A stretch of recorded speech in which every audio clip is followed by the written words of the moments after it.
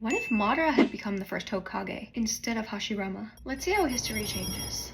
So Madara and Hashirama still build Konoha together, but when it comes time to pick a Hokage, Hashirama insists that Madara become the first Hokage. Now ask yourself, what's the first thing that changes? It's not Madara, it's the Uchiha clan. In canon, one of Madara's biggest fears was the fear that the Uchiha would never be accepted. And over time, even his own clan stopped following him because they felt like Konoha was working well without him. But if Madara was chosen as the first Hokage, why would they ever abandon him? He's proof that the Uchiha can lead a village. That means the first major fracture in Madara's life never happens. But what about Tobirama? He obviously was not a fan of the Uchiha clan, but if Madara was chosen as the first Hokage, he would have no choice but to serve him. But would Tobirama ever truly trust Madara? Definitely not. He'd be questioning all of his decisions, watching him closely, and always preparing for the worst. But Tobirama would no longer be able to openly oppose Madara. He'd be forced to govern together. And Hashirama changes the timeline in a major way, because in actuality, when Madara leaves the village, Hashirama loses the ability to influence him. Their final conversation was at the Valley of the End, but in this timeline, their conversation never has to end. The one person that Madara respected most is now standing next to him every single day. But of course, the Uchiha stone tablet still exists. Black Zetsu is still trying to manipulate the Uchiha clan. Madara still learns about the infinite Tsukuyomi, but the context in which he learns this changes everything. Canon Madara reads the tablet after years of isolation. This version of Madara reads the same tablet with the same words, but this time he's reading it as the man in charge of the village he dreamed of creating. Would he still be convinced that humanity has failed? Or would he finally have the authority he seeks to prove the tablet wrong all along? Now let's follow the consequences. If Madara never abandons the village, there's no Valley of the End. If there's no Valley of the End,